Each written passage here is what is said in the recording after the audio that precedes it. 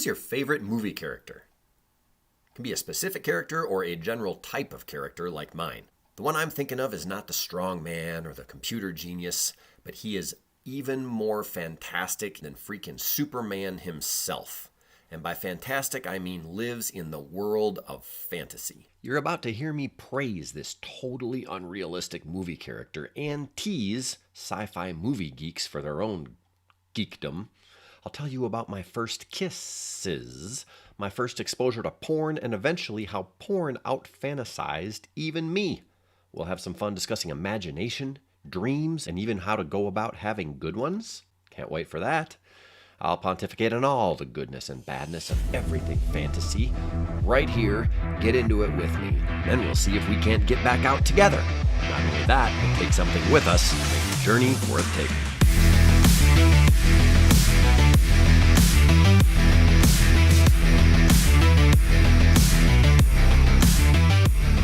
Good evening, Earthlings. How the hell are ya? Good morning, good afternoon. Whenever you're listening to this, let's cover all the bases.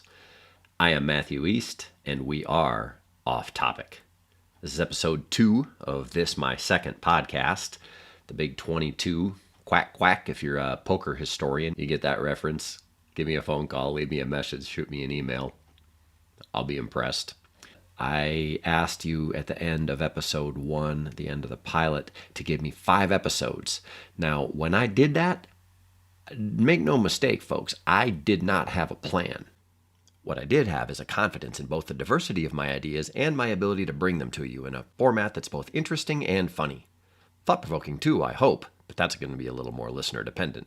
Most of the things we're going to talk about in coming episodes have been on the drawing board or development for a really long time, but this one actually came to me just about a week ago. I was able to create, record, and produce it in about a quarter of the time it took me to do the same thing for the pilot. And thank God, gives me hope for the future. So let me know what you think. We've got a phone number for voicemail, 864-432-3379, and an email address dedicated only to the Off Topic podcast, eastofftopic@gmail.com.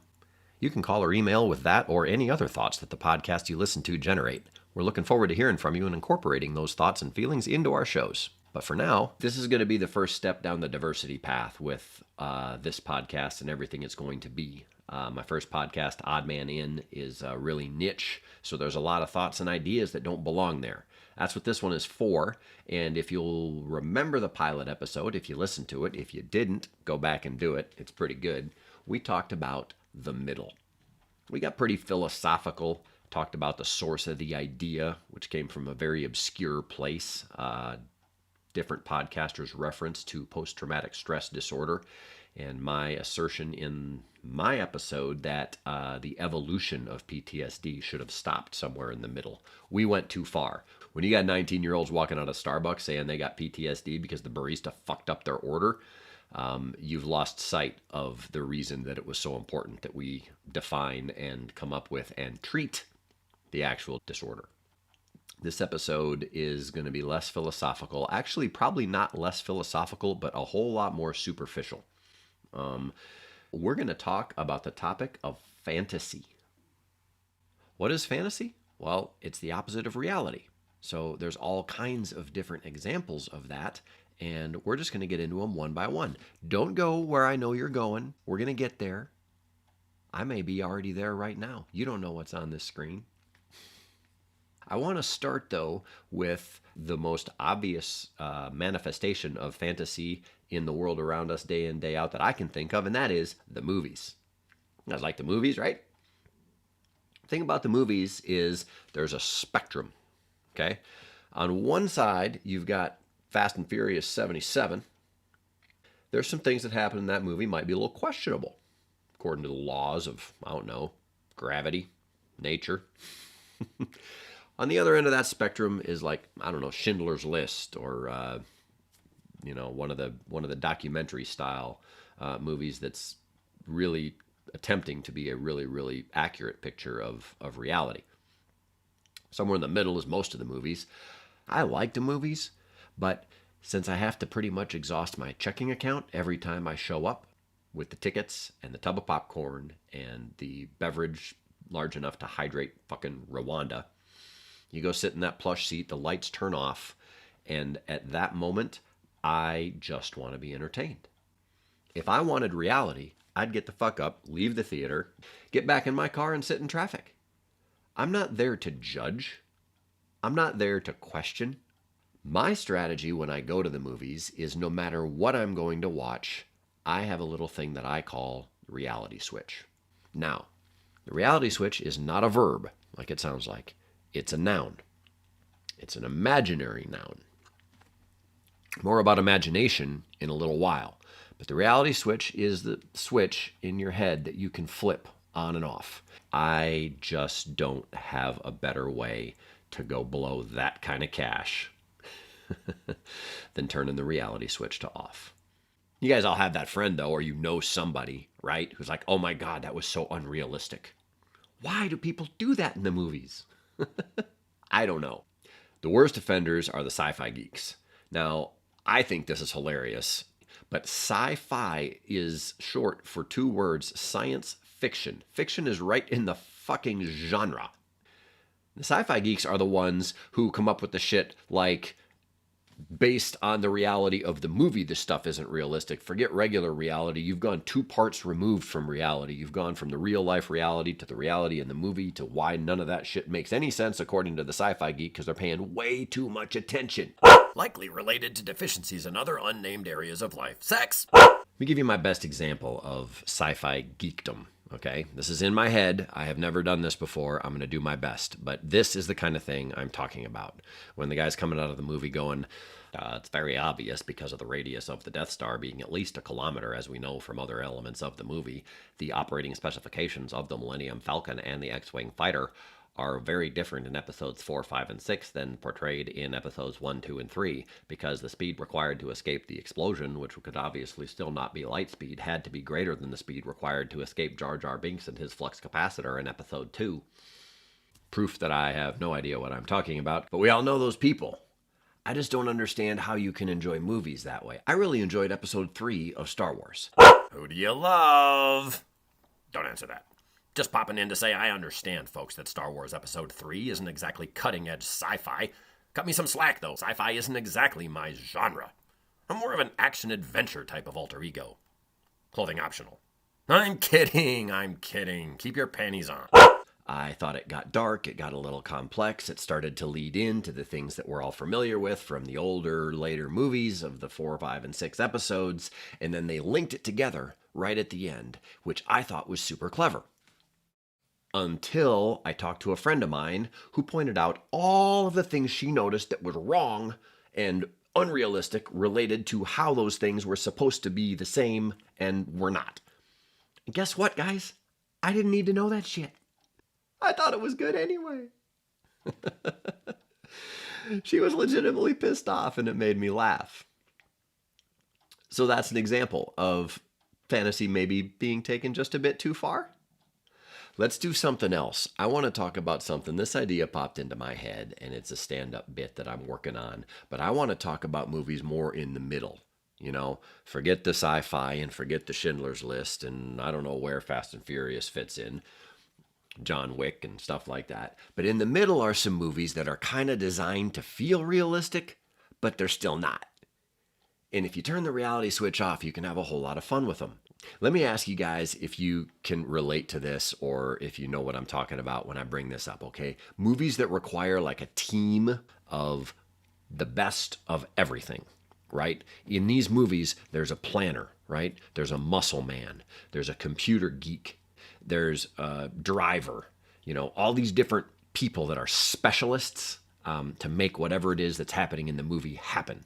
I love movies like that, and most of them are borderline believable, except that they're not at all, right? You want to believe that they are, and that's part of the optimistic nature of fantasy, which is fun.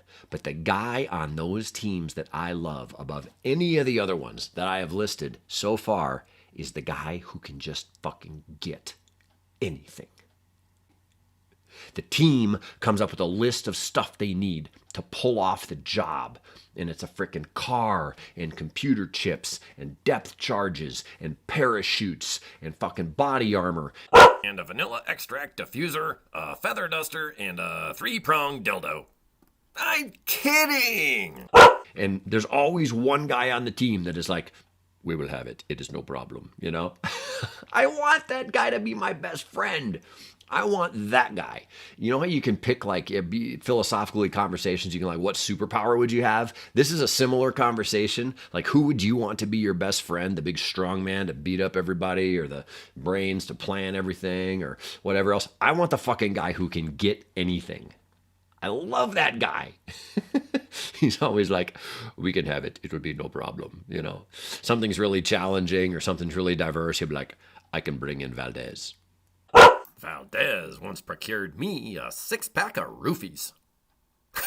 I'm kidding. But I love the fucking get anything idea. That's the perfect opportunity to turn the reality switch off because it's just so freaking cool.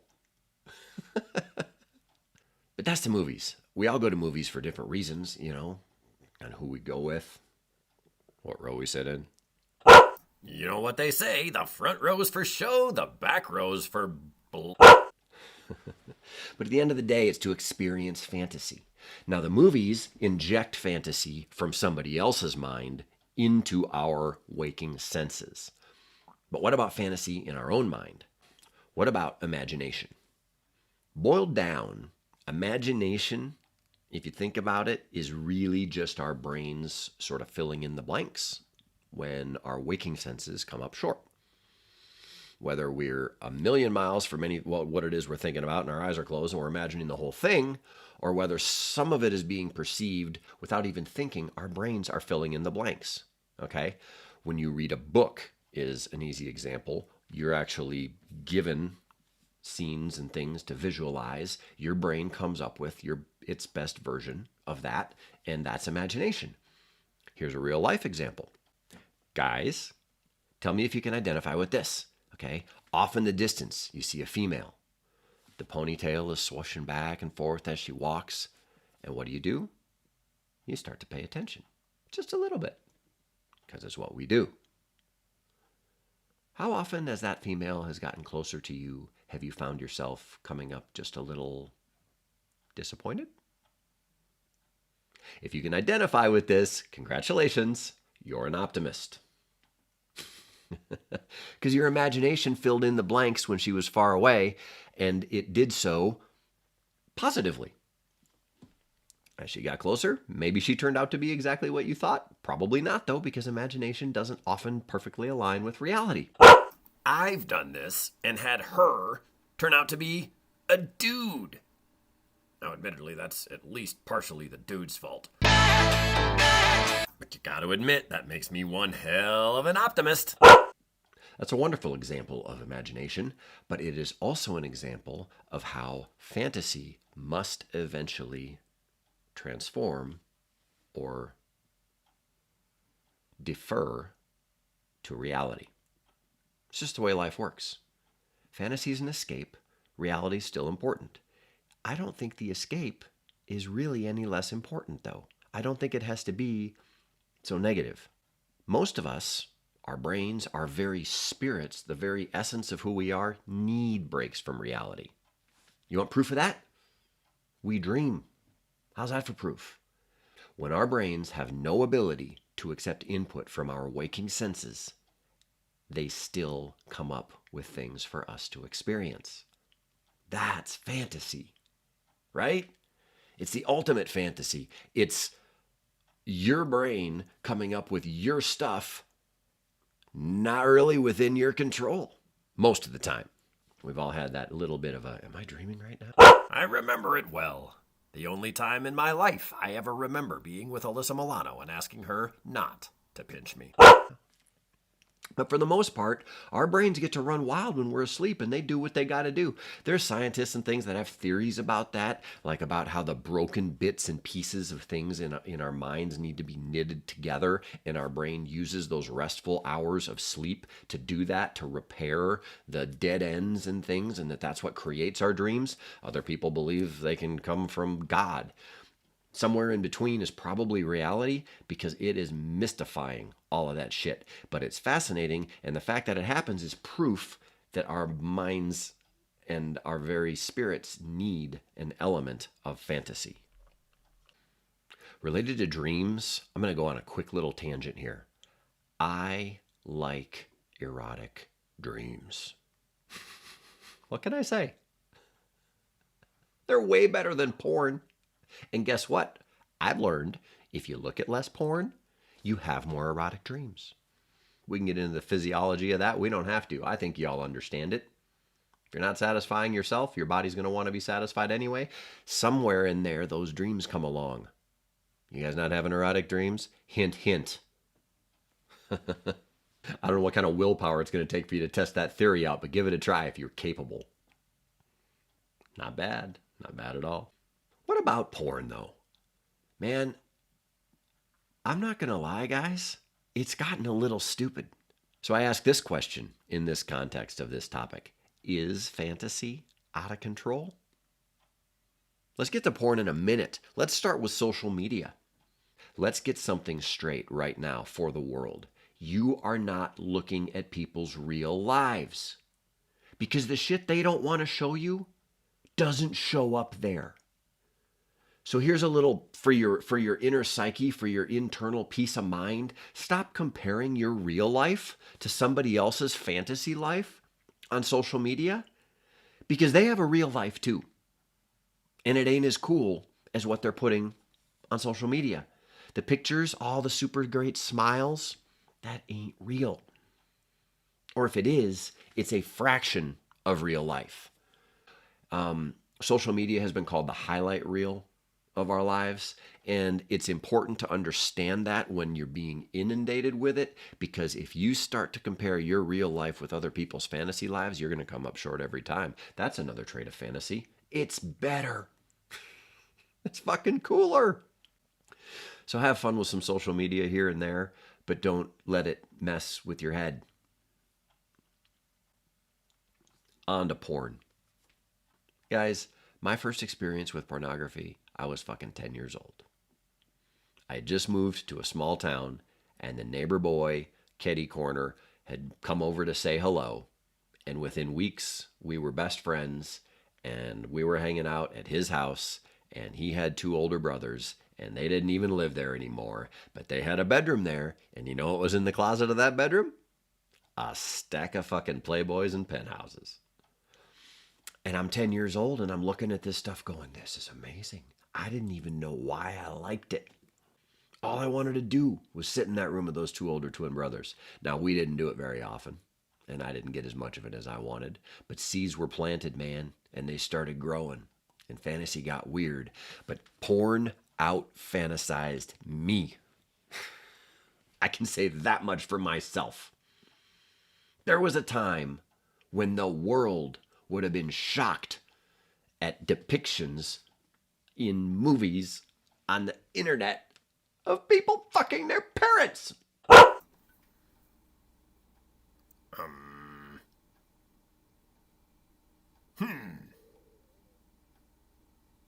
Nope. I got absolutely nothing. Fantasy has gone nuts, and as important as it is, as critical as it is for us to be able to escape reality in certain times, we've lost our minds. Earthlings, the world around us is trying to feed us more fantasy than we can handle. And that's a problem. Things we never would have dreamed of, or very few of us would have ever dreamed of, are being shoved into our faces and down our throats. Metaphorically. Everywhere we turn. And that's where the problem is. If it wasn't important, we wouldn't have things like Make-A-Wish. someone who's not going to have an opportunity to live out their dream, someone who's not going to have an opportunity to have an odd man in story to share on my other podcast about the breaks that they got and the work that they put in to make their dreams come true, gets it given to them before maybe their life ends prematurely, too early, too soon. We love making fantasy a reality when we can, but there are limits. Pressing forward, though, because we better. What about when we get proactive with fantasy within ourselves? We call that imagination.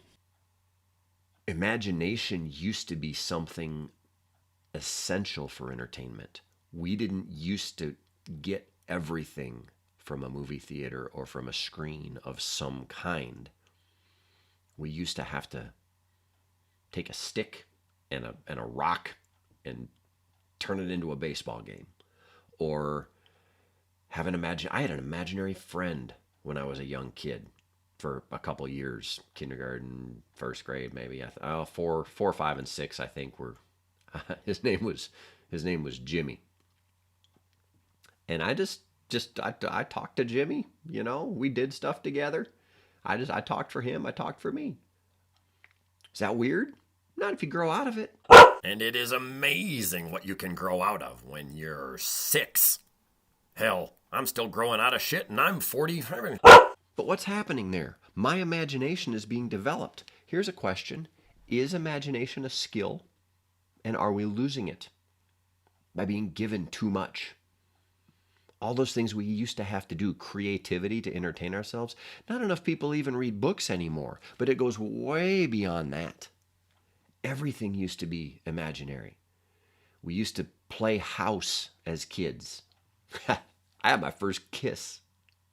My first kiss, I was 5,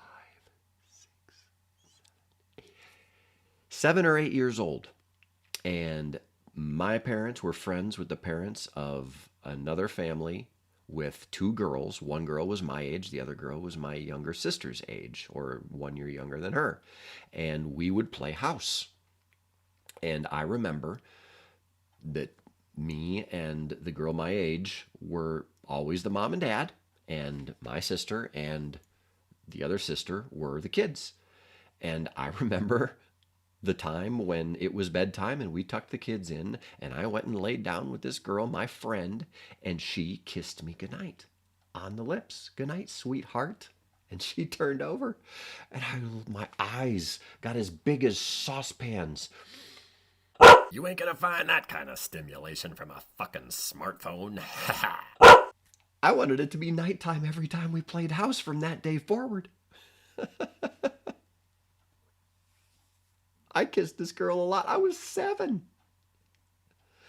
But we imagined a world in which we were married, and it was never more inappropriate than a little peck on the lips. But that sensation, that feeling, was incredible. It was always bedtime in my world when it was time to play house with that family. I'm not using their names on purpose. Jennifer, I hope you're doing well, and that your home is every bit as happy as the one we came up with way back then in our imaginations. Not kidding. Oh my God. But imagination was a part of my childhood, and to this day, my creativity, even coming up with this podcast, is ultimately a product of a lifetime of imagination. So can it be productive? Can it be good? I don't know. You tell me. Is this good or does it suck? I tell you, I think it's better than not having an imagination, than not being able to be creative on your own. But I do think it's a dying ability. I do think the younger generations are being fed too much and not being forced to produce. I understand that creating TikToks and Instagram posts and all kinds of things on social media is a version of creativity, a modern version of creativity. But meet me in the middle on this. Let's go back to episode 1 and talk about the middle of imagination and creativity. Things like painting and just all kinds of creation type things. Exercise the mind in a way that I think is really, really important and really, really valuable. And time will tell. Maybe I'm wrong, but I hope that the generations below me and mine are not being deprived of that because of how critical it is, how important it is. I'll close with this. There's a middle in the fantasy world as well, a middle where the goodness of fantasy is at a peak and the badness of fantasy hasn't yet taken over. Try to find that for yourself, because fantasy is awesome and imagination is amazing, and creativity, a byproduct of imagination, is essential. And dreams are a product of imagination and creativity right inside our minds, whether we are asleep or awake. Don't pinch me, Alyssa. Oh, hell. Go ahead. Follow your dreams, use your imagination, don't be afraid of fantasy, and I hope this made you think, and I hope it made you smile. I am Matthew East. We have been Off Topic. We'll see you next time. Stick with me, Earthlings. We've got so much ahead of us. Listen to 5 episodes and let me demonstrate to you the diversity and the energy that we're going to bring to you coming up in the Off Topic podcast. You can also email us with your own ideas or call us. The email address is eastofftopic@gmail.com. The phone number 864-432-3379. Replay it if you need it, but call us or email us and stick with us by subscribing right now. We'll see you next time.